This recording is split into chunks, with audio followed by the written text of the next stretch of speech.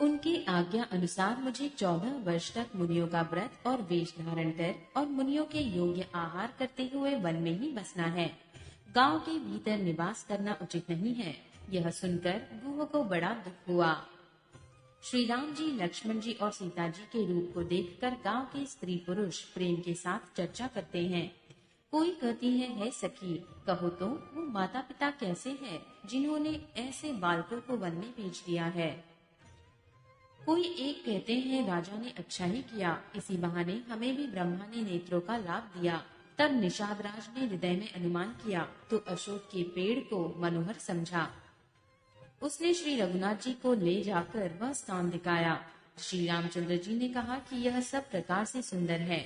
पूर्वासी लोग जोहार करके अपने अपने घर लौटे और श्री रामचंद्र जी संध्या करने पधारे। गुह ने कुश और कोमल पत्तों की कोमल और सुंदर साथरी सजाकर बिछा दी और पवित्र मीठे और कोमल देख देख कर दोनों में भर भर कर फल मूल और पानी रख दिया। सीता जी, सुमंत्र जी और भाई लक्ष्मण जी सहित कंदमूल फल खाकर रघुकुल मणि श्री रामचंद्र जी लेट गए। भाई लक्ष्मण जी उनके पैर दबाने लगे।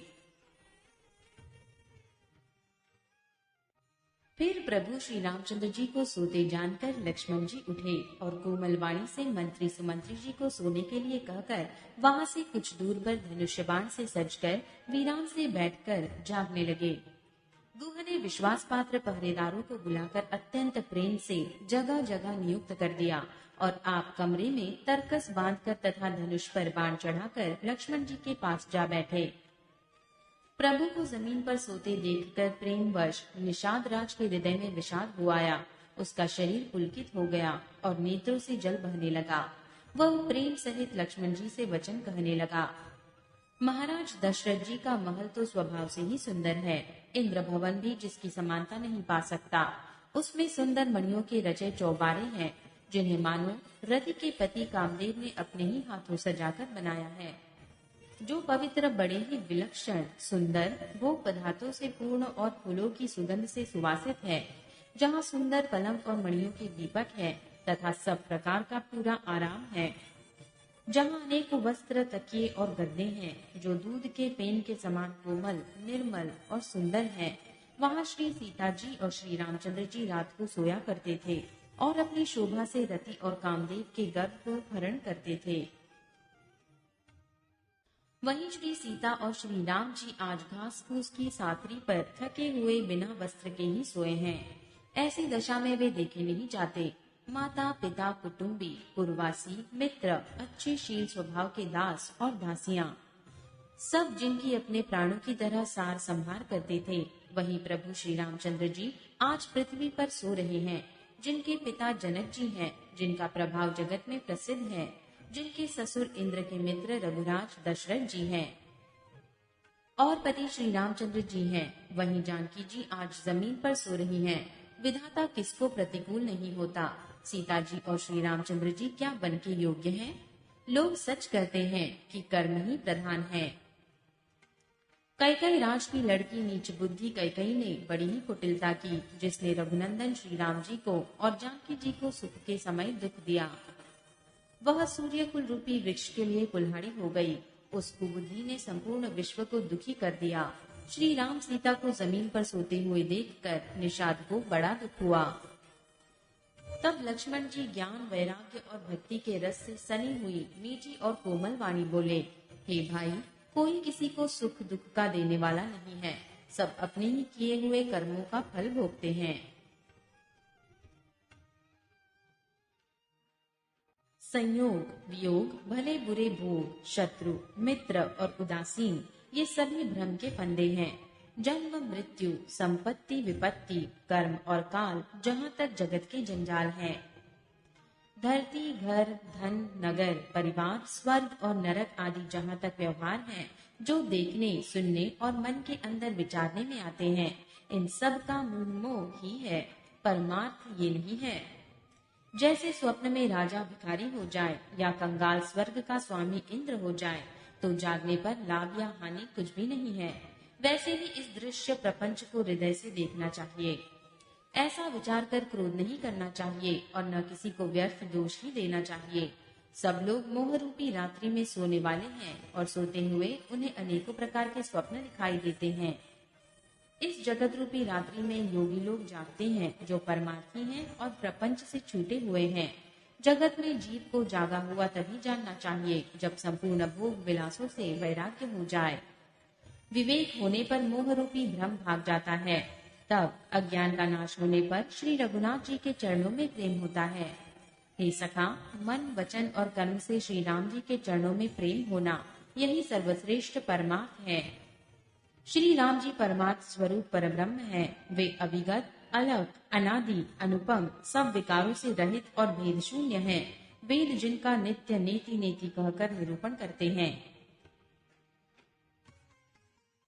वही कृपालु श्री रामचंद्र जी भक्त, भूमि, ब्राह्मण, गौ और देवताओं के हित के लिए मनुष्य शरीर धारण करके लीलाएं करते हैं, जिनके सुनने से जगत के जंजाल मिट जाते हैं।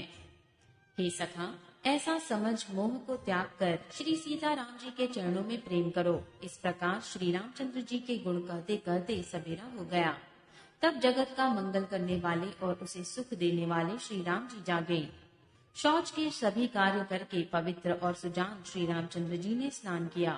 फिर बड़का दूध मंगाया और छोटे भाई लक्ष्मण जी सहित उस दूध से सिर पर जटाएं बनाई। यह देखकर सुमंत्री जी के नेत्रों में जल छा गया। उनका हृदय अत्यंत जलने लगा, मुंह मलिन हो गया। वे हाथ जोड़कर अत्यंत दीन वचन बोले, हे नाथ, मुझे कौशलनाथ दशरथ जी ने ऐसी आज्ञा दी थी कि तुम रथ लेकर श्री राम जी के साथ जाओ। वन दिखाकर गंगा स्नान कराकर दोनों भाइयों को तुरंत लौटा लाना। सब संशय और संकोच को दूर करके लक्ष्मण, राम, सीता को फिरा लाना। महाराज ने ऐसा कहा था। अब प्रभु जैसा कहे मैं वही करूं। मैं आपकी बलिहारी हूँ। इस प्रकार विनती करके वे श्री रामचंद्र जी के चरणों में गिर पड़े और उन्होंने बालक की तरह रो दिया। हे तात, कृपा करके वही कीजिए जिससे अयोध्या अनाथ न हो। श्री रामचंद्र जी ने मंत्री को उठाकर धैर्य बंधाते हुए समझाया कि हे तात, आपने तो धर्म के सभी सिद्धांतों को छान डाला है। शिबीर, दधीची और राजा हरिश्चंद्र ने धर्म के लिए करोड़ों कष्ट सहे थे। बुद्धिमान राजा रंतिदेव और बलि बहुत से संकट सहकर भी धर्म को पकड़े रहे। वेद, शास्त्र और पुराणों में कहा गया है कि सत्य के समान दूसरा धर्म नहीं है। मैंने उस धर्म को सहज ही पा लिया है। इसका त्याग करने से तीनों लोकों में अपयश छा जाएगा। प्रतिष्ठित पुरुष के लिए अपयश की प्राप्ति करोड़ों मृत्यु के समान भीषण संताप देने वाली है। हे तात, मैं आपसे अधिक क्या कहूँ, लौटकर उत्तर देने में भी पाप का भागी होता हूँ। आप जाकर पिताजी के चरण पकड़कर करोड़ों नमस्कार करके साथ ही हाथ जोड़कर विनती करिएगा कि हे तात, आप मेरी किसी बात की चिंता न करें। आप भी पिता के समान ही मेरे बड़े हितैषी हैं। हे तात, मैं हाथ जोड़कर आपसे विनती करता हूँ कि आपका भी सब प्रकार से वही कर्तव्य है जिसमें पिताजी हम लोगों की सोच में दुख न पावे। श्री रघुनाथ जी और सुमंत्र का यह संवाद सुनकर निषादराज कुटुंबियों सहित व्याकुल हो गया। फिर लक्ष्मण जी ने कुछ कड़वी बात कही।